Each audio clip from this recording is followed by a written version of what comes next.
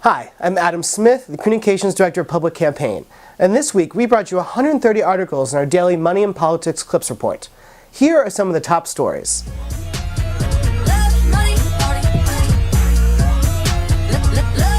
Just weeks after the debt ceiling scare and government shutdown, the House went back to its roots by passing two Wall Street-friendly bills this week.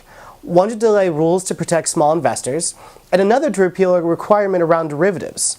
The derivatives bill wasn't just friendly to the financial industry. It was written by Wall Street. Literally, 70 of the 85 lines in the bill were written by Citigroup lobbyists, according to the New York Times. It's not really surprising. Financial industry interests have already given over $23 million to House incumbents so far this cycle, with 65% going to House Republicans. Looks like money well spent.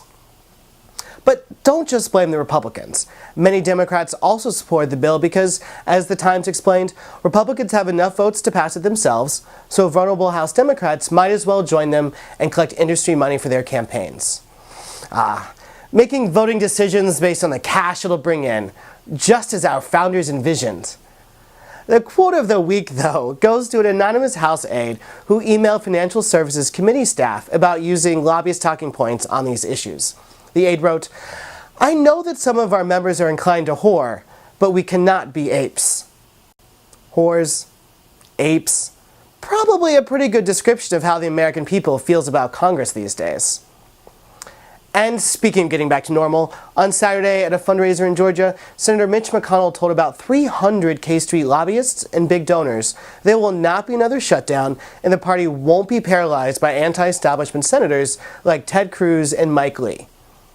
Cruz seems to be coming home too.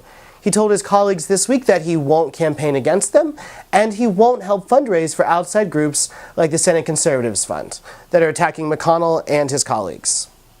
Here are two other stories you may have missed this week. Senators Elizabeth Warren and Robert Menendez joined with Public Citizen and others to urge the Securities and Exchange Commission to move forward with a rule requiring public companies to disclose their political spending.